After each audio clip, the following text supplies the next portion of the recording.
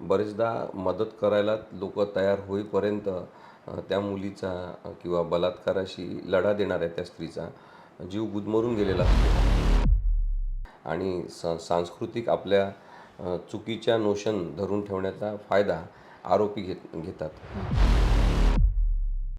त्याच वेळेस तिला इंजुरी करणारे आहे. ती इंजुरी जी दुखापत आपण म्हणतो ती साधी दुखापत नाही आहे, जेव्हा ती मेंटल हॅरॅसमेंट असते. त्या मुलीचा लढा न समजून घेता आपण तिच्यावरच सगळेजण बेछूट आरोप करत सुटले, तर तेव्हा तिला ते वाटणं साहजिक आहे की जणू काय मीच दोषी आहे का.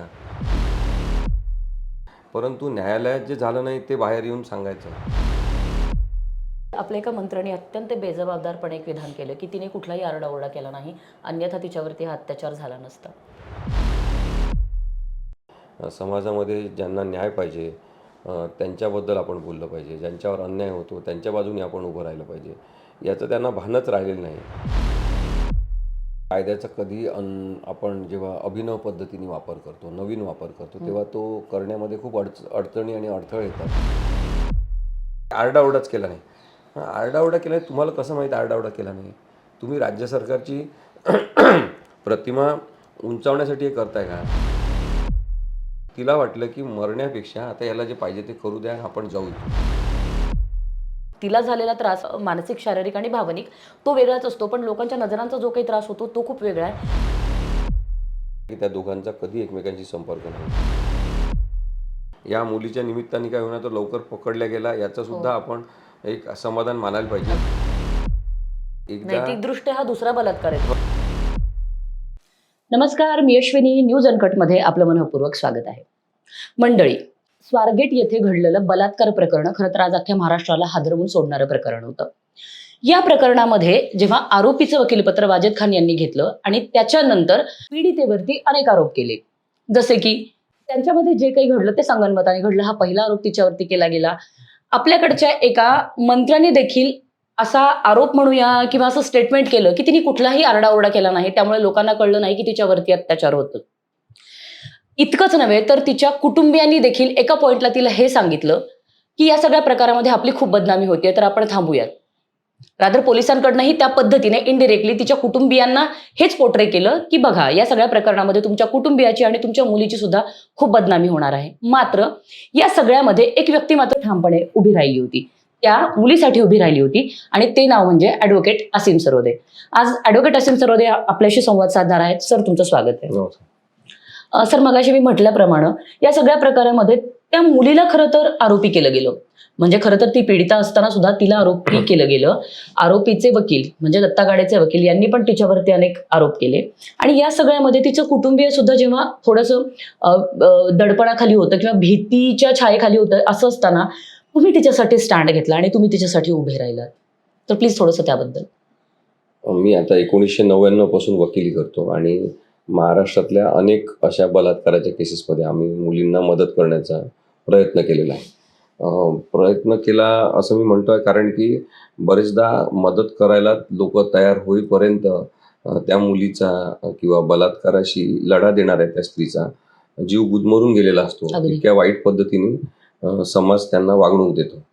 आणि पुण्यामध्ये पण तेच घडलं की सातत्याने जणू काही तीच चुकीची आहे, तिने काहीतरी वाईट काम केलेलं आहे. उलट तिच्या मर्जीविरुद्ध तिच्या एखाद्या अवयवाचा वापर झाला असेल तर तो अपघात म्हणून समजून घ्यायला आपण तयार नाही, आणि त्याचा नेमका फायदा या आपल्या सगळ्या समजुतींचा आणि सांस्कृतिक आपल्या चुकीच्या नोशन धरून ठेवण्याचा फायदा आरोपी घेतात. आता या केसमध्ये आपल्याला दिसलं की सतत तिच्याबद्दलचं एक खोटं नरेटिव्ह पसरवलं गेलं आणि तिचं चारित्र्यहनन करणाऱ्या बातम्या प्रसारित होत गेल्या की हिचा त्या मुलाशी संबंध होता, त्यांचा सतत संपर्क होता, ते मोबाईलवरून संपर्कात होते. मग कधी सांगितलं जायचं की 7,000 रुपये असं त्यांचं ठरलं होतं, पण मग ते 7,000 रुपये दिले नाही म्हणून मग तिने तक्रार केली. असे सगळे जे काही गोष्टी पसरवल्या ते सगळे नरेटिव्ह आहेत, पण ते त्याच वेळेस तिला इंजुरी करणार आहे. ती इंजुरी जी दुखापत आपण म्हणतो ती साधी दुखापत नाही आहे, जेव्हा ती मेंटल हॅरॅसमेंट असते. आणि त्या मुलीचा लढा न समजून घेता आपण तिच्यावरच सगळेजण बेछूट आरोप करत सुटले, तर तेव्हा तिला ते वाटणं साहजिक आहे की जणू काय मीच दोषी आहे का.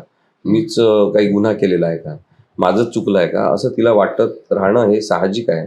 आणि मग त्याच्यातून तिला फ्रस्ट्रेशन आलं असेल की नको, हे न्याय मागणं पण नको, केस पण नको, काहीच नको मला, असं वाटणं साहजिक आहे. त्यासाठी आपण सगळेजण एकत्रित जबाबदार आहे. म्हणजे फक्त आरोपी किंवा त्याचे वकील जबाबदार आहे असं मला वाटत नाही.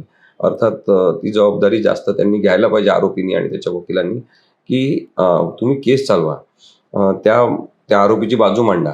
प्रत्येकाला आपलं म्हणणं सांगण्याचा अधिकार आहे न्यायालयामध्ये. परंतु न्यायालयात जे झालं नाही ते बाहेर येऊन सांगायचं आणि तशा प्रकारचे असत्य पसरवायचे, हे अत्यंत चुकीचं आहे. आणि म्हणून आम्ही मग त्या संदर्भात त्या मुलीला मदत करण्यासाठी उभं राहिलो, की आपण हे नरेटिव्ह आधी चेंज करणं आवश्यक आहे. महाराष्ट्रामध्ये सगळीकडे तिच्याबद्दलची निंदा-नांदस्ती सुरू झालेली आहे, ती चुकीची आहे.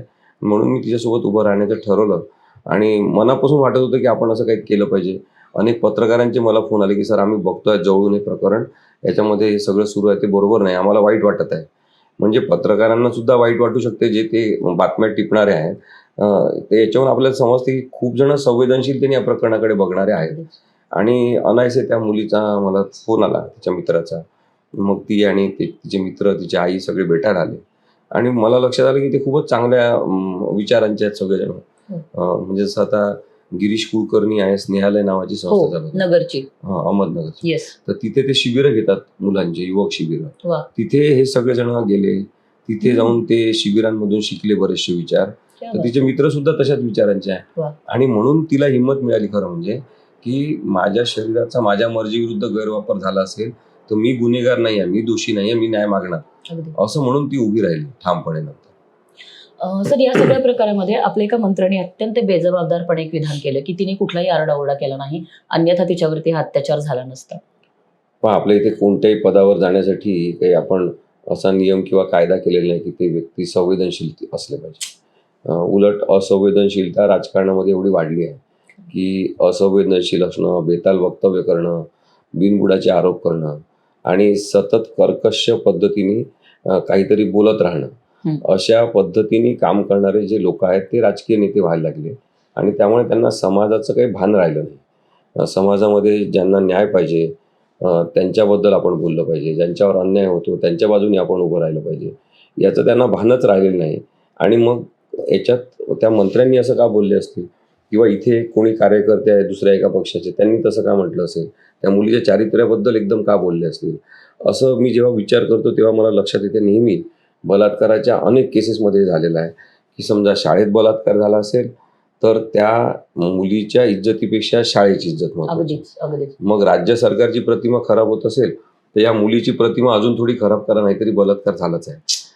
आपल्या राज्य सरकारची प्रतिमा चांगली करायची आहे, पोलिसांची प्रतिमा चांगली करायची आहे, असं समजून सगळ्या मंत्र्यांच्या द्वारे आदेश देऊन काही लोकांना याच्यात इन्व्हॉल्व केलं जाते आणि ते खोटे स्टेटमेंट्स करत राहतात.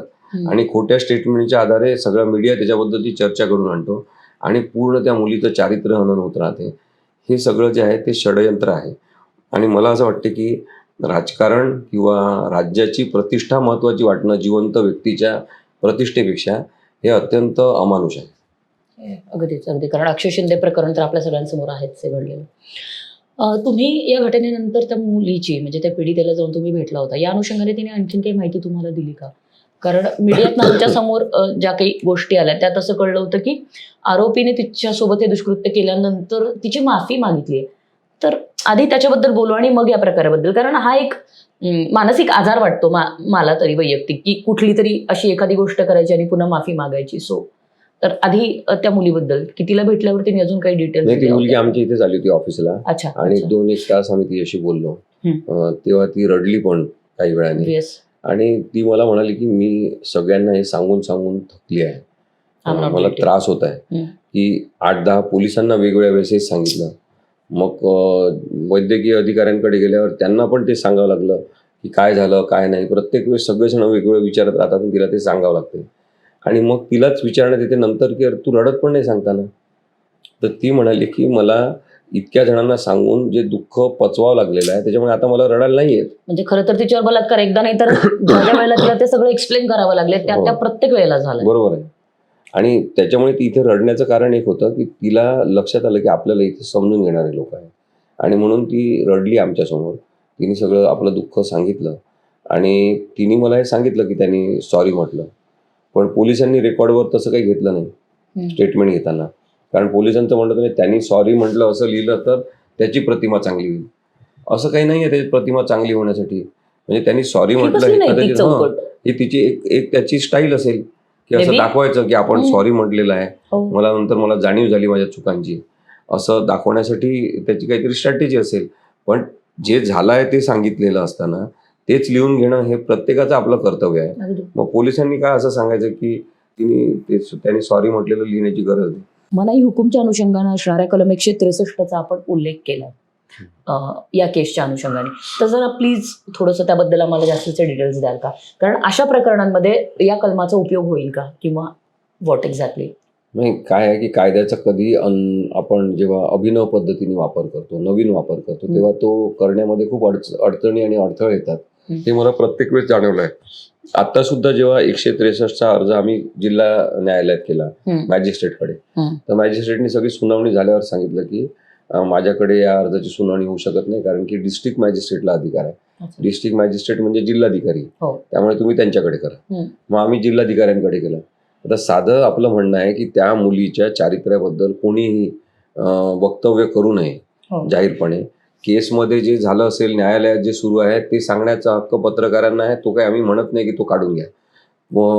न्यायालयात जे झालं त्याचं वृत्तांकन पत्रकार करू शकतात, परंतु जे नाही झालं ते सांगायला नको, एवढीच मागणी आपण केली. त्याच्यासाठी मनाई हुकूम की तिच्या चारित्र्यहनन करणारे स्टेटमेंट कोणी करू नये.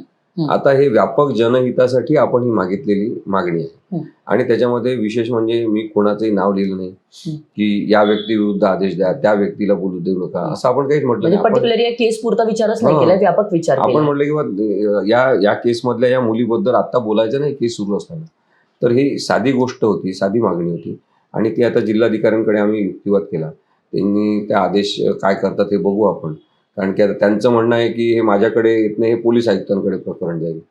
मग आता आम्हाला पुन्हा पोलीस आयुक्तांकडे जावं लागेल. पण जाऊ, पण माझं काय म्हणणं आहे की नवीन काहीतरी सेट करण्यासाठी आपल्याला याचा विचार करावा लागेल. कारण की पोलिसांनी आतापर्यंत त्या कलमाचा वापर कशासाठी केला आहे? प्रतिबंधक आदेश द्यायचे, मग इतक्या जमावबंदी, इतके जण एवढे फिरायचं नाही, कोणी मोठ्या प्रमाणात हे भोंगे वगैरे लावायचे नाही, ध्वनी प्रदूषण करायचं नाही, अशा गोष्टींसाठी त्यांनी वापर केलेला आहे. उपयोग नाहीये. मिरवणूक वगैरे किती वाजेपर्यंत काढायची, या वेळेनंतर कोणी मिरवणूक काढायची नाही, असे आदेश त्यांनी केलेले आहेत. पण हा जो आदेश होता तो एका मुलीच्या दृष्टीनेच केवळ महत्वाचा नाही, तर आपली सामाजिक वागणूक बदलण्यासाठीचा महत्वाचा आदेश आहे. की आपलं वर्तन जे आहे ते चुकीचं आहे, त्याच्यात परिवर्तन झालं पाहिजे. त्यासाठी आपण हे समजून घेतलं पाहिजे की आपण कोणाही बद्दल लूज टॉक करू शकत नाही. एखाद्या स्त्रीबद्दल, एखाद्या मुलीबद्दल सतत काहीतरी वाईट बोलत राहायचं आणि त्याची जणू काही आपल्याला परवानगी सगळ्यांना मिळालेली आहे, असं चुकीचं आहे वागणं, हे सांगणं आवश्यक आहे. आणि म्हणून हा आदेश मला महत्वाचा वाटतो या केसच्या निमित्ताने. आणि तशा घडामोडी घडून आणण्याचा आम्ही प्रयत्न करतोय ज्या सकारात्मक असतील. म्हणून मी तुम्हाला सांगितलं, याच्यामध्ये मी कोणाही विरुद्ध नाव लिहिलं नाही की या पोलिसांविरुद्ध आदेश द्या, त्या वकिलांविरुद्ध आदेश द्या, त्या राजकीय नेत्यांविरुद्ध, असं मी काहीच लिहिलं नाही. कारण की मला असं वाटतं की आपल्याला सकारात्मक आणि रचनात्मक आदेश पाहिजे असेल तर तो कोणाविरुद्ध नसला पाहिजे, तो समाजासाठी असला पाहिजे. आणि या मुलीच्या निमित्ताने आपण ते करण्याचा प्रयत्न करतो. एकीकडे आपण पाहतो की सेक्स हा विषयच तसं पाहिलं तर काही बोलायचं नाही, लपून छपून सगळ्यांनी करायचं. आपल्या लोकांचं अपब्रिंगिंगच त्या पद्धतीचं. आता हे याच्यातून काय होते की बलात्काराबद्दल बोलणारी मुलगी सुद्धा मग आपल्याला असं वाटायला लागते की ही अगाऊच काहीतरी सांगत आहे. मग त्या मंत्र्यांचं तुम्ही जे म्हटलं ते की आरडाओरडाच केला नाही. आरडाओरडा केला नाही, तुम्हाला कसं माहिती आरडाओरडा केला नाही? तुम्ही राज्य सरकारची प्रतिमा उंचावण्यासाठी हे करताय का?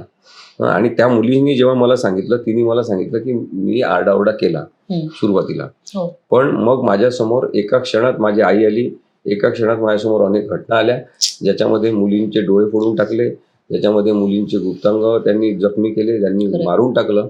मग तिला वाटलं की मरण्यापेक्षा आता याला जे पाहिजे ते करू द्या, आपण जाऊ इथून. हा सुज्ञ विचार तिने केला असेल तर खरं तर चांगली गोष्ट आहे असं आपण समजायला पाहिजे. की तिने सुरुवातीला आरडाओरडा केला, मग ती शरणागती पत्करली तिने जवळपास, आणि तिने जे काही असेल ते करू दिलं. त्याला ती निपचित पडली होती, तिला काही कळत नव्हतं. ती म्हणत होती माझ्या तोंडातून आवाज पण निघत नव्हता. आता ही पण एक प्रक्रिया होऊ शकते माणसांसोबत, की आवाजच खोलवर चालला जातो, की आवाजच निघत नाही. एवढी भीती मनात दहशत सारखी निर्माण होते. तर हे न समजून घेता, हा जो सायकोलॉजिकल परिणाम आहे हा न समजून घेता ती ओरडलीच नाही. शेवटी तिथल्या DCP मॅडम हो. त्यांनी प्रयोग केला की त्या हो, गेल्या त्या आत गेल्या शिवशाहीमध्ये शिवशाहीमध्ये. आणि त्यांनी सगळे काचबी सगळे लावून घेऊन आतमधून ओरडल्या. बाहेर आवाज ऐकायला येत आलं नाही. हो. मग हे साधी गोष्ट आहे. आपण या गोष्टीला एवढं हायलाईट जे करण्यात आलं त्यावेळेस, त्यातून काय झालं की त्या मुलीबद्दल एका क्षणात काही गैरसमज पसरले अगदी की ती अगदी. संमती होती, हो. हीच गेली होती. हो. त्यांनी जेव्हा सांगितलं की मी कंडक्टर आहे हो. आणि त्या बसमध्ये जा, तिथे जाणार आहे, ती बस तुला जिथं जायचं तिथे लोक तिथे बसले, आतमध्ये काही जण झोपले. आता हे पण माहिती आहे आपल्याला की साधारणतः 2 दारं आजकालच्या त्या हो, शिवशाहीला आहेत की बरोबर आहे. एक असते ते कंडक्टरच्या केबिन मध्ये, म्हणजे ड्रायव्हरच्या केबिन हो, मध्ये हो. उघडल्यावर मग आतमध्ये जायचं दार. आता ती जेव्हा ते दुसरं दार उघडून आतमध्ये गेली तेव्हा तिने टॉर्च लावून पाहिलं, तिला कोणीच दिसलं नाही बरोबर आहे. आणि तिला लक्षात आलं की तिला काहीतरी चुकीची माहिती मिळाली, म्हणून ती मागे फिरली. तोपर्यंत हा माणूस आतमध्ये आला होता हो. मागून तिच्या, अच्छा आणि मागून आल्यावर त्यांनी मग तिला ढकललं अच्छा. आणि ढकलल्यावर ती तिथे खुर्च्यांवर त्या पडली, तिथल्या ते कोच जे ठेवलेले असतात बसायचे जागा, आणि तेव्हा मग यांनी ते दारं लावून घेतलेले होते दोन्ही पण.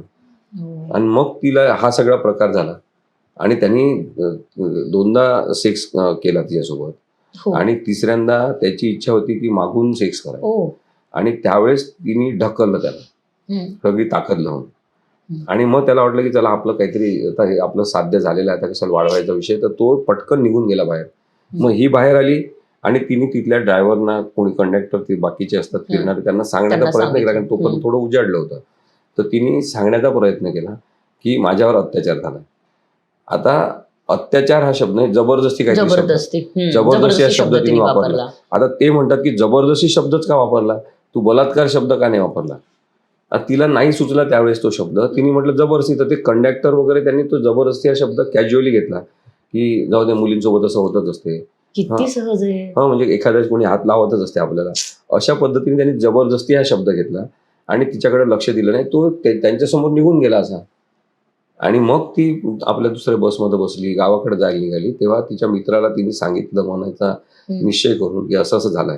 तेव्हा त्यांनी हिंमत दिली की नाही तू उतर आणि जा आणि कंप्लेंट कर, आम्ही येतो तिथे. आणि त्याच वेळेस तिला तो दिसला बाहेरून जाताना पुन्हा त्या बसच्या चौकातून. तर तिने कंडक्टरला सांगितलं थांबवा आणि ती उतरली लगेच की त्याला पकडा वगैरे, पण कोणीच मदत केली नाही. आणि मग ती उतरल्यावर तिथून पुढे जायला लागली तेव्हा तिच्या मित्राने सांगितलं की तू उतर आता आणि तू पोलीस स्टेशनला जा. तर ती पोलीस स्टेशनला गेली. आता इथपर्यंत त्या मुलीची काय चूक आहे तुम्ही सांगा, हे सगळं सांगितलेलं आहे. त्याच्यातले अजून डिटेल्स आहेत, पण एवढे जरी मी तुम्हाला सांगितले तरी त्या मुलीने काही चूक केलेली नाहीये. पण एक बाई म्हणून मी आता विचार करते याचा, जसं तुम्ही म्हणालात की तिने सांगितलं बाहेर आल्यानंतर की माझ्यावर जबरदस्ती झाली आहे, तसं कधीच कोणाच्या आयुष्यात घडू नये, ही इतकी वाईट घटना कोणत्याही मुलीच्या वाट्याला येऊ नये. पण कुठली मुलगी कोणत्या तोंडाने सांगणार आहे. आपल्याकडे मुळातच बलात्कार या शब्दाकडं, या घटनेकडं आणि बलात्कार झालेल्या त्या मुलीकडे बघायचा दृष्टिकोन अत्यंत वाईट आहे. म्हणजे एकतर तिला झालेला त्रास मानसिक, शारीरिक आणि भावनिक तो वेगळाच असतो, पण लोकांच्या नजरांचा जो काही त्रास होतो तो खूप वेगळा आहे. या पार्श्वभूमीवरती, म्हणजे कोणाचं अपब्रिंगिंग जर त्या पद्धतीचं झालंय तर या पार्श्वभूमीवरती तर ती मुलगी कशी सांगणार की माझ्यावर बलात्कार झालाय. असंच होते ना. म्हणून माझं म्हणणं काय की बलात्काराच्या घटनांमध्ये तुम्ही महाराष्ट्रात सगळीकडचा डेटा काढा, तुम्हाला दिसेल की बलात्काराच्या घटनांमध्ये तक्रार करण्यासाठी कोण आलाय. तक्रार करण्यासाठी आपण जर पाहिलं कॅटेगरी वाईज, तर तक्रार करण्यासाठी गरीब वर्गातल्या, मध्यम वर्गातल्या मुली किंवा स्त्रिया येतात, धाडस करतात. खेड्यातल्या बाया येतात, त्यानंतर बहुजन समाजातले लोक येतात, जे वेल टू डू असतात आर्थिकदृष्ट्या, त्यांना नेहमी हे प्रकार दाबून टाकायचे. अगदीच अगदीच. त्यांना कधी पोलिसांकडे जायचं नसते. मग आपण या मुलीचं कौतुक नाही करायला पाहिजे. सेटलमेंट करून मोकळे होतात. तिचं म्हणणं काय आहे, या सगळ्या मध्यमवर्गीय कुटुंबातल्या मुलींवर जेव्हा अत्याचार होतात, बलात्कार होतात, त्यांचं काय म्हणणं असते की आमच्यासोबत जे झालं इतरांसोबत व्हायला. एक्झॅक्टली. मग हा किती मोठा विचार आहे. खरंय. आपण हे पाहतच नाही की आपण तिचा आदर करायला पाहिजे, तिच्यासोबत आपण उभं राहायला पाहिजे. तर आपण तिच्यावरच ब्लेम लावतो, तिला दोषी ठरवतो, तिला वाटायला लागलं की मी जणू काही गुन्हेगार आहे. एक्झॅक्टली. इथपर्यंत आपण हे सगळी चर्चा नेतो, तेव्हा एक डिस्ट्रक्शन सामाजिक स्वरूपाचं आपण करत असतो, याची जाणीव पण आपल्याला नसते. आणि म्हणून मला वाटलं की आपण तिच्यातर्फे उभं राहावं. आणि अनायसे तुमच्यासारख्या अनेक माध्यमांनी मदत केली, माझं पण म्हणणं ऐकून घेतलं आणि ती चर्चा जी आहे सगळी त्याला एक कलाटणी देण्यासाठी आपण प्रयत्न केला. ते यशस्वी झाला की आपण एक सकारात्मक विषयापर्यंत आणू शकलो की हा बलात्कार आहे, नसेल तर कोर्ट सिद्ध करेल. आपण तिच्या चारित्र्याबद्दल बोलणं थांबवलं पाहिजे. अगदीच अगदीच.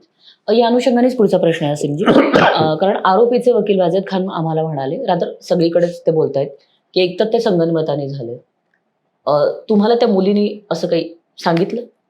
नाही, संगनमताने झालेलंच नाही. तिची ओळखच नाही आणि पोलिसांनी याच्याबद्दलची पण शहनिशा केली.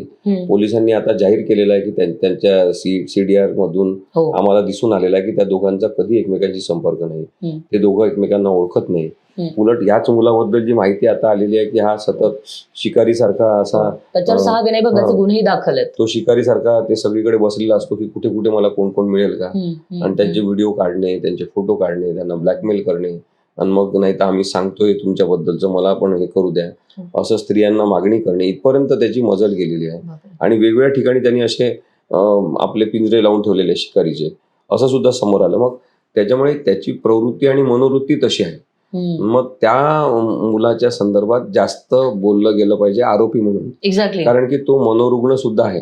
आणि तो जेव्हा सेक्सी स्वरूपाचं कृत्य करणारे मनोरुग्ण असतात ते जास्त धोकादायक असतात. आणि ते पूर्ण म्हणजे शरीराचा देह जो स्त्रीचा आहे तो छिन्न विच्छिन्न करू शकतात. त्यामुळे या मुलीच्या निमित्ताने काय होणार, तर लवकर पकडल्या गेला याचं सुद्धा आपण एक समाधान मानायला पाहिजे की कदाचित अनेकांवर होणारे अत्याचार टळलेले आहेत, किमान पुढच्या घटना टळल्या. त्याच्यामुळे तिचा काही संबंध त्याच्याशी नव्हता. कधीही तिने त्याला पाहिलं नव्हतं. पहिल्यांदा तिने त्याला पाहिलं आणि त्यांनी सांगितलं की मी कंडक्टर आहे आणि त्या बसमध्ये तुम्ही जाऊ शकता. आता तिला मी हे पण विचारलं की तो तर ड्रेसमध्ये नव्हता.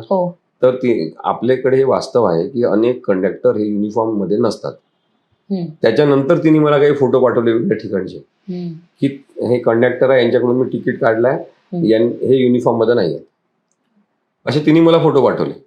कारण की युनिफॉर्म मध्येच कंडक्टर असतात असं नाही, ते साधे कपडे, सिव्हिल कपडे घातलेले असतात आणि ते कंडक्टर म्हणून काम करतात. त्यामुळे तिचा विश्वास बसणं साहजिक आहे. जेव्हा एक माणूस सांगतो की मी कंडक्टर आहे, इथं फलाटावर बस लागेल असं नाही आहे, ती तिथे लागलेली आहे, तुम्ही त्यात बसा, त्यात बरेच जण प्रवासी आहेत, काही जण ते झोपलेले आहेत, असं सांगितल्यावर ती तिथे गेली. मग आता हे म्हणतात की तीच एकटी टॉर्च लावून दार उघडून कशी गेली. तिला जर सांगितलं ती बस आहे तर ती गेली आणि हा नंतर गेला तिच्या मागे. त्यामुळे याचा तर मनात प्लॅन नव्हता, त्याच्याप्रमाणे सगळं घडत गेलं होतं. तिच्या मनात काहीच प्लॅन नसताना ती त्या सापळ्यात अडकत गेलेली आहे.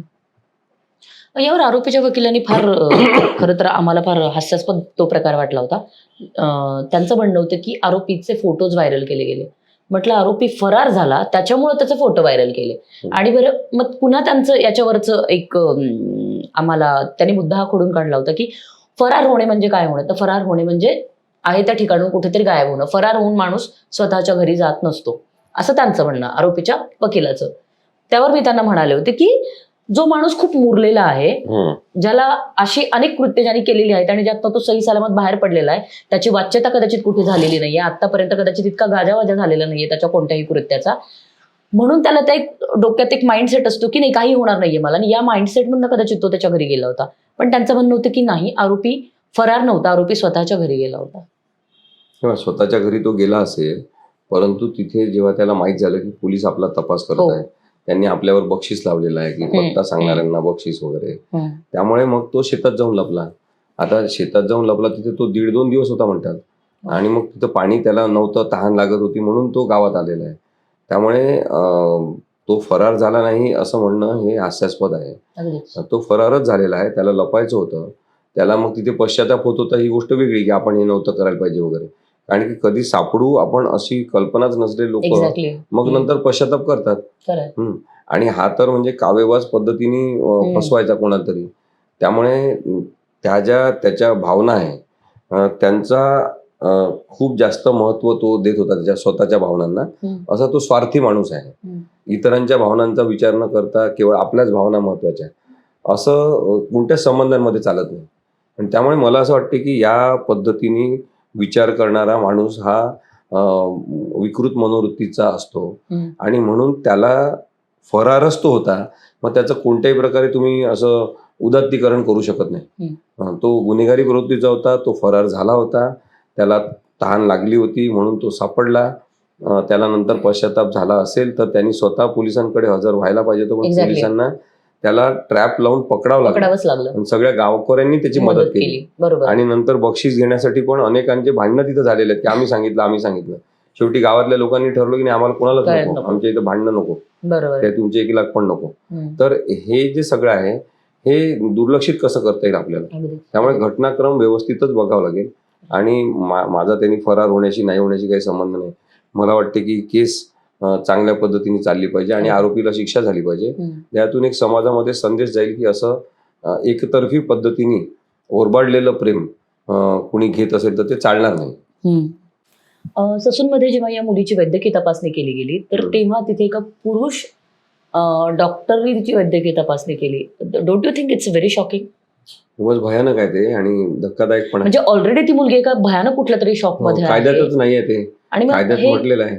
याच्यावर आय मीन आता त्याच्यात कसं आहे की एकच स्कोप आहे की जर वैद्यकीय तपासणी करणारी स्त्री डॉक्टर उपलब्ध नसेल तर पुरुषांनी केलं तर चालेल. ओके. पण त्यांनी ते सहकारण लिहून घेतलं पाहिजे की अशा अशा परिस्थितीमुळे वैद्यकीय सेवा देण्यासाठी स्त्री डॉक्टर नाही आहे. ओके.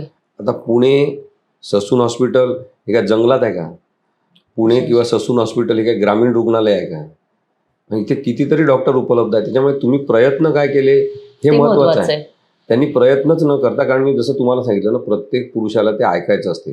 काय झालं तुझ्यासोबत, सांग, आम्हाला सांग, मला ते सांग, मी ते बघणार. आणि मग आता डॉक्टरला तर कायदेशीर परवानगीच आहे, मग त्याला ते अजून बघायचं आहे सगळं. त्याच्यामुळे त्यांनी सांगितलं तिला, कारण 3 दिवस ती तिथं भरती होती. त्यांनी सांगितलं की अजून तुला इथं भरती राहावं लागेल जर तू असा आग्रह केला की महिला डॉक्टर पाहिजे, नाहीतर मग मला तू कन्सेंट फॉर्मवर सही दे, म्हणजे आता होऊन तू मोकळी होऊन जाशील. कंटाळली ती. तिने त्याच्यावर त्यांनी सह्या घेतल्या. तिने सांगितलं होणारच नाही तुझं इथेच, मग तुला पडून राहावं लागेल. त्यापेक्षा मग तिने सही दिली आणि त्या डॉक्टरनी केलं. आता 2 असिस्टंट महिला डॉक्टर होत्या, पण सिनियर डॉक्टर पाहिजे असं त्यांचं म्हणणं कायद्यानुसार. हा सिनियर होता, दिल्या असत्या तर त्या पद्धतीने कदाचित या महिलांनी करता आलं असतं काहीतरी, पण त्यांनी नोंदवून पण घेतलं नाही की इथे महिला डॉक्टर उपलब्ध नाही, का नाही, त्यासाठी प्रयत्न काय केले, काहीच लिहून घेतलं नाही. म्हणजे काय होते की एकदा नैतिकदृष्ट्या हा दुसरा बलात्कार आहे. हो. आणि काय आहे की महिला एखादी जेव्हा तक्रार घेऊन येते तेव्हा जणू काही तिचं शरीर म्हणजे सगळ्यांसाठी उपलब्ध आहे आणि तुम्ही तुमचे अधिकार गाजवा तिच्यावर, तिचा काहीच व्यक्तिगत अधिकार राहिलाच नाही, अशा पद्धतीने सगळ्यांनी तिच्याशी वागणं, म्हणजे पोलिसांनी, वकिलांनी, नंतर ते वैद्यकीय अधिकाऱ्यांनी. मग तिचं राहिलं काय, हा प्रश्न तिचा आहे की तिच्यावर बलात्कार एकदा नाही झाला, या प्रत्येक वेळेला तिच्यावर बलात्कार. हो, तिच्यावर जो अत्याचार झालेलाच आहे. त्यामुळे हे ऍडिशन जे होत आहे ना ते तिला त्रासदायक आहे. आणि म्हणून मग तुम्ही मगाशी सुरुवातीला म्हटलं ते बरोबर आहे की तिला सुरुवातीला हे सगळं जाणवल्यावर जर असं वाटलं असेल की बा कशासाठी मी तक्रार केली, मग तिची आई जर तिला म्हणत असेल बा ते सगळे लोक सांगत आहेत, मग तू आता मागे घेऊन टाक तक्रार, मग असं जर वाटत असेल एखाद्या आईला आपल्या मुलीचा त्रास वाचवण्यासाठी, चुकीचं नाही तर ते चुकीचं नाही, त्याला एक पार्श्वभूमी आहे. पण तरी त्या मुलीने हिमतीने ठरवलं की नाही मला न्याय पाहिजे आणि ती त्या न्यायासाठी झगडत आहे. आता तिला आर्थिक मदतीची गरज आहे, तिची नोकरी गेलेली आहे, तिला नोकरी द्यायला पाहिजे. बॅचलर ऑफ लायब्ररी सायन्स आहे ती, मग कोणीतरी तिला लायब्ररीचा हे नोकरी दिली पाहिजे. आता इथे अजितदादा पालकमंत्री आहे, मग त्यांनी द्यायला पाहिजे, पालक आहे ना ते. आता एका आपल्या घरातल्या मुलीवर अत्याचार झालेला आहे, मग त्यांनी काय नोकरी पटकन द्यायला पाहिजे. त्यांच्या संस्थेत द्या, एका एवढ्या मोठ्या शिक्षण संस्था त्यांच्या आहेत, नाही तर सरकारच्या कोणत्या तरी याच्यात द्या. तुम्ही पैसे वाटता की नाही, लाडकी बहीण वगैरे म्हणून, मग हे द्या. आता जेव्हा दुःख होत असते एखाद्या स्त्रीला तर तिला आपण जास्त काळजीची गरज आहे असं समजून तिला जवळ करायला पाहिजे. नुसतेच पैसे वाटून थोडी लाडकी बहीण कोणी होत असते. खरं तर असे पैसे देऊन तुम्ही अपंग करताय, त्यांना सक्षम करा, अपंग करू नका. असो, राजकीय मुद्दा होईल तो खरं तर पुन्हा एकदा. या मुलीने पोलीस महासंचालकांना पत्र दिले की तिची केस तुमच्याकडे सुपूर्द केली जावी. तुम्ही आणि अजून एका वकिलांचं नाव त्यांनी, अजय मिसाळ. ओके, अजय मिसाळ. तर तुम्हाला दोघांची नावं तिने दिली आहेत. तर मला अत्यंत प्रामाणिकपणे ही गोष्ट कौतुकास्पदही वाटली आणि छानही वाटलं की तिने आवर्जून तुमच्या नावाचा विचार केला. सो पुढे काय होईल, आय मीन मग आता police legal process about it? तर नवीन जे काही कायदे किंवा नियम झालेले आहेत त्याच्यानुसार पोलीस आयुक्तांना किंवा सुप्रिंटेंडेंट ऑफ पोलीस जे असतात ग्रामीणचे, त्यांना त्यांच्या एरियात घटना घडल्यावर त्या संदर्भात विशेष सरकारी वकील कोण राहील याचं रेकमेंडेशन करण्याचे अधिकार त्यांना आहे. अच्छा. त्याच्यामुळे ते सुचवू शकतात आपलं नाव. याच्यावर निर्णय घ्यायची प्रक्रिया ही लॉ अँड ज्युडिशरी डिपार्टमेंटमध्ये होते. तिथे मीटिंग झाल्यावर मुख्यमंत्र्यांकडे, म्हणजे कारण त्यांच्याकडे गृहमंत्री पद आहे म्हणून त्यांच्याकडे तो विषय जातो. तिथे सुद्धा चर्चा होते आणि मग नाव निश्चिती होते. मग ते परत नाव कन्फर्म करून पाठवतात का विधी आणि न्याय मंत्रालयाला, आणि तिथे नंतर नोटिफिकेशन काढण्यात येते. त्याच्यापूर्वी त्या वकिलांना विचारण्यात येते की तुमची इच्छा आहे ना, तुमचं नाव असं असं आलेलं आहे, तर मग आपण कन्सेंट दिल्यावर ते नाव नक्की होते. तर याच्यामध्ये त्या मुलीनी काल अर्ज दिलेला आहे आणि तिने माझं नाव त्याच्यात सुचवलेलं आहे की विशेष सरकारी म्हणून यांना नेमा. पण त्याच्यापूर्वी पोलिसांनी, आमचे एक मित्र आहे, पुण्याचे नाही आहेत ते, पण ते सरकारी वकील म्हणूनच काम करतात, तर त्यांचं नाव अजय मिसर त्यांनी सुचवलेलं आहे. तर ते प्रपोजल त्यांनी पाठवलं, ते दुसरं पण प्रपोजल पाठवू शकतात, त्याच्यामध्ये काही अडथळा असा नाही आहे. अजय मिसर सुद्धा चांगले वकील आहेत, त्यांची नेमणूक झाली तरी काही हरकत नाही, मी त्यांच्यासोबत पण काम करू शकतो.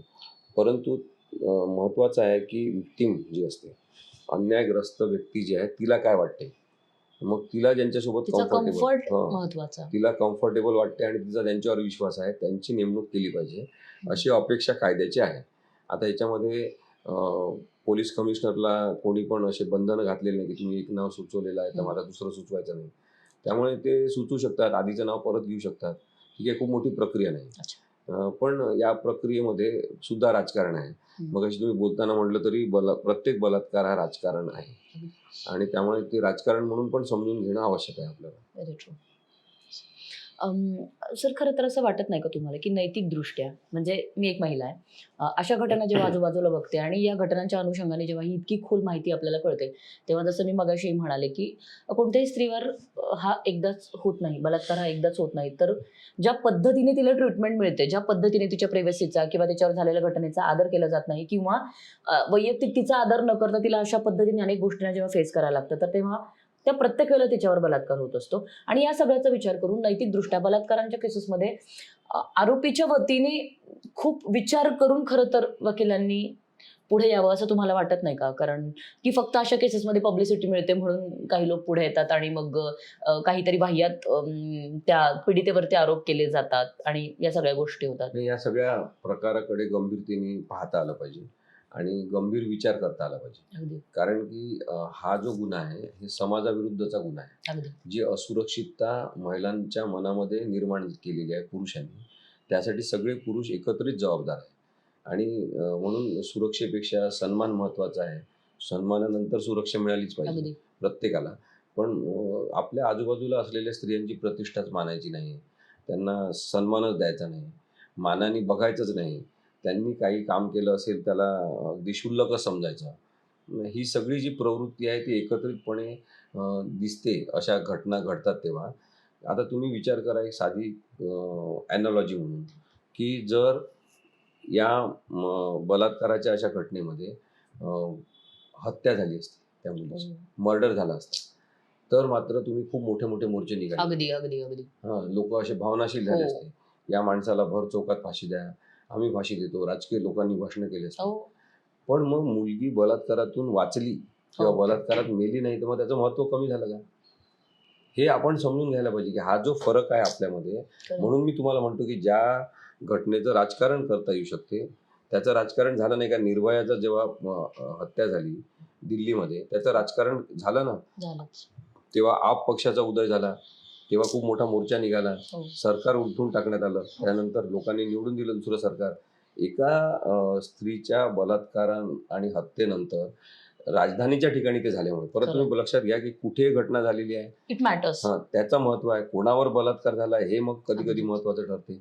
आणि म्हणून बलात्कार हे राजकारण आहे, बलात्कार हा राजकारणाचाच राजकीयच विषय आहे असं म्हणून त्याच्याकडे सुद्धा आता बघता आलं पाहिजे आपल्याला. तर मग आपण त्यातून मार्ग काढू शकतो. आणि ते मग त्या मुलीसाठी, त्या अन्यायग्रस्त व्यक्तीसाठी मार्ग काढायचे आहे असं सगळ्यांनी ठरवलं पाहिजे. दुसरी गोष्ट अशी की ती मुलगी व्हिक्टीम आहे, तर व्हिक्टीम या शब्दाचा अर्थ की अन्यायग्रस्त आहे, अत्याचारग्रस्त आहे. बरेचदा इंग्लिशमध्ये सर्वायवल ऑफ रेप असं म्हणतात, की बलात्काराशी लढणारी किंवा बलात्कारातून वाचलेली. आता हे शब्द का बदलले, म्हणजे बलात्कारग्रस्त असं म्हणत पण नाही खूप जण, रेप व्हिक्टीम असं सुद्धा आता म्हणत नाही. तर बलात्काराशी लढणारी असं म्हणतात. कारण की ती लढाई आहे असं समजून घेतलं जगातल्या सगळ्या लोकांनी. आणि आपणही ती शब्द आपले बदलले तर आपली भावना बदलेल, पाहण्याचा दृष्टिकोन बदलेल. अशा सगळ्या गोष्टींमधून प्रवास आपल्याला खूप मोठा करायचा आहे. खरंय. त्यामुळे एक केस आहे आणि त्याच्यामध्ये काहीतरी आपल्याला आता मिळवायचं आहे असं म्हणून चालत नाही. आम्ही अनेक वर्षांपासून हे करत आलेलो आहे. म्हणजे महाराष्ट्रातल्या अनेक गावांमध्ये मी या केसेस पाहिलेल्या आहेत, त्यांना मदत केलेली आहे. म्हणजे तुम्हाला सांगतो, लातूर जिल्ह्यात एक 80 वर्षाची बाई होती आणि तिच्यावर बलात्कार केला काही जणांनी जंगलामध्ये, आणि जंगलात तिला सोडून दिलं. बापरे. त्यांना वाटलं मेली ही, पण ती बाई काही दिवसांनी उठून आली गावात. मग तिने तक्रार केली. मी तेव्हा वेगवेगळ्या चॅनलच्या लोकांना फोन केले की असं असं झालेलं आहे आणि तुम्ही तिला मदत केली पाहिजे, तिच्या बातम्या दाखवल्या पाहिजे. खूप वर्षापूर्वीची गोष्ट आहे. तेव्हा चॅनल सगळे असे थोडेफार तरी शुद्धतेने काम करायचे. तसे संपादक पण बरेचसे होते. पण सगळ्यांनी हळहळ व्यक्त केली, पण कोणी तिच्या बातम्या दाखवल्या नाही. कारण की ती खेड्यात जाऊन तिचं कव्हर कोण करणार. मग मी तुम्हाला सांगतो, वर्धा जिल्ह्यातल्या समुद्रपूर नावाच्या गावामध्ये एका मुलीवर बलात्कार झाला. छोटी मुलगी होती. छोटी म्हणजे अशी कॉलेजमध्ये जस्ट प्रवेश केली, तिच्यावर रेप झाला होता. तेव्हा तिथल्या पण रेपच्या संदर्भात मी तिथेच गावात त्यांच्या घरी बसून फोन केले लोकांना, तर कोणी ते मीडिया कव्हरेज त्याला दिलं नाही. मग मला वाटते इथे सांगली जिल्ह्यातल्या इस्लामपूर जवळ भिल्ल लोक वगैरे आहेत, तिथे असा एक बलात्कार झाला होता. तिथून पण मी फोन केले. तेव्हा मी महाराष्ट्रात सगळीकडे फिरत होतो सामाजिक न्यायाची परिस्थिती काय पाहण्यासाठी. अशा अनेक बलात्काराच्या केसमध्ये आम्ही त्या स्त्रियांना मदत करण्याची, म्हणजे बदलापूरच्या प्रकरणामध्ये सुद्धा आम्ही मदत करण्याचा प्रयत्न केला त्या लहान लहान मुलींना. माझ्यात आता लक्षात आलं की तिथे जवळपास 25-30 अशा मुली आहेत ज्यांच्या अशा प्रकारचे व्हिडिओ शूटिंग झालेले आहे खोटे. आता एवढं वाईट पद्धतीने मुलींसोबत वातावरण बिघडून जर अत्याचार होत असतील तर आपण त्यांच्या प्रश्नांकडे विक्टीम म्हणून पाहायला केव्हा शिकणार, हा प्रश्न आहे. आपल्यात ती सेन्सिबिलिटी कधी येणार आहे? आता तशी संवेदनशीलता आली तर आपण त्या प्रकरणांकडे तशा पद्धतीने बघू शकतो, मग न्यायाचा प्रवास सुरू होऊ शकतो. नाहीतर मग न्याय मागणं म्हणजे स्वतःवर अन्याय करून घेणं, असं जर चित्र निर्माण होत असेल तर कोण समोर येणार? खरं.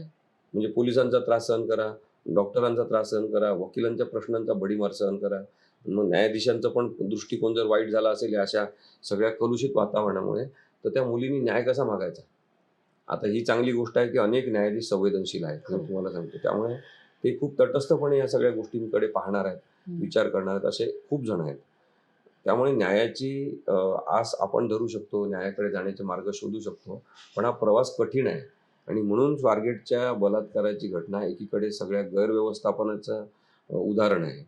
म्हणजे ते स्वारगेट स्टेशन पहा ना तुम्ही, बस स्टेशन, तो चौक पहा. म्हणजे एखादी अजागळ बाई आणि एखादा अजागळ पुरुष असेल, त्यांचं घर जसं आवरलेलं नसते सगळा पसारा, तसं त्या चौकामध्ये त्या बस स्टँडवर सगळा पसाराच पडलेला असतो. कोणाचं काय आहे काही कळतच नाही. आता हे अव्यवस्थापन जे आहे ते शासकीय यंत्रणा त्याच्यासाठी जबाबदार आहेत सगळ्या. त्यासाठी राज्य सरकार असेल किंवा त्यांच्या यंत्रणा असतील. दुसरीकडे पोलीस यंत्रणा आहे ती कमजोर आहे. तिथे कॅमेरे आपण लावलेले, म्हणजे आपण खर्च करायला तयार नाही. आधुनिक तंत्रज्ञानाचा मानवी जीवन सुधारण्यासाठी वापरच करायचा नाही असं जणू काही भारत देशाने ठरवलं आहे का? आणि ते गरिबांसाठी नाही करायचं, श्रीमंतांसाठी मात्र सगळीकडे. तर मग दुसरीकडे AI बद्दल वगैरे हे भाषणं करतात राजकीय नेते. नको ना आम्हाला ते आर्टिफिशियल इंटेलिजन्स नको, काही नाही, तुम्ही साधे कॅमेरे तर लावा, बेसिक गोष्टींवर तर काम करा किमान. म्हणून हा विरोधाभास जो आहे ना तो महत्वाचा आहे. तो लक्षात आणून दिला तर आपल्यामध्ये स्वतःमध्ये सुधारणा होऊ शकते. मग त्याच्यात कोणीतरी कोणावर तरी आरोप मी समजा केला तर त्या व्यक्तीवर माझा आरोप नाही आहे. माझं म्हणणं आहे की तुम्ही यंत्रणा सुधारा, व्यवस्था सुधारा, त्या व्यवस्था स्त्री केंद्रित करा, अन्याय अत्याचारग्रस्त लोकांना न्याय मिळेल अशा पद्धतीने ती यंत्रणा चालेल असं आपला दृष्टिकोन बदला. हे केलं तर मग या केसमध्ये त्या मुलीला कदाचित न्याय मिळेल, पण न्याय पूर्ण स्वरूपात मिळायचा असेल तर ह्या सगळ्या गोष्टी करेक्शनल मेथड म्हणून आपण स्वीकारल्या पाहिजे. व्हेरी वेल सेड असिमजी.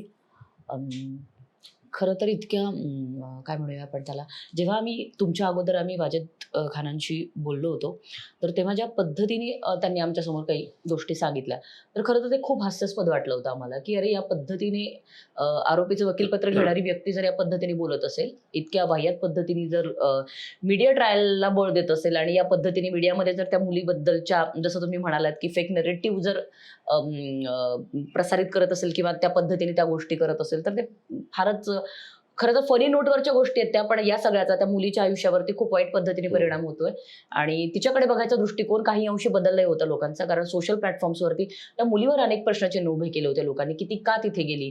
तिला जर माहिती होतं की त्याच जागी बस येते, तर आज ती तिकडे कशी लागेल? किंवा इतक्या बेसिक गोष्टींपासून आणि अगदी, आणि मला वाटतंय I think advocate Rupali Patil ठोंबरेंनी पण हे स्टेटमेंट दिलं होतं, की तिने पैसे घेतले. खरं तर त्या स्वतः महिला असून त्यांचं हे स्टेटमेंट फार त्रासदायक झालं होतं. किंवा वाजेद खानांचे काही स्टेटमेंट होतं, की संगनमतानी गोष्टी झाल्या. या सगळ्या आरोपांमध्ये जेव्हा तुमच्यासारखी एखादी व्यक्ती त्याच्या पाठीशी उभी राहते, तर एक महिला म्हणून मला ही अत्यंत आनंदाची आणि आदराची बाब वाटते. So thank you so much. तुम्ही न्यूज अनकटशी गप्पा मारल्या. Thank you so much. आणि मला खात्री आहे नक्कीच त्या मुलीला न्याय मिळेल. थँक्यू. धन्यवाद. मंडळी, तुम्ही कुठेही जाऊ नका. Stay connected with us. Thank you so much.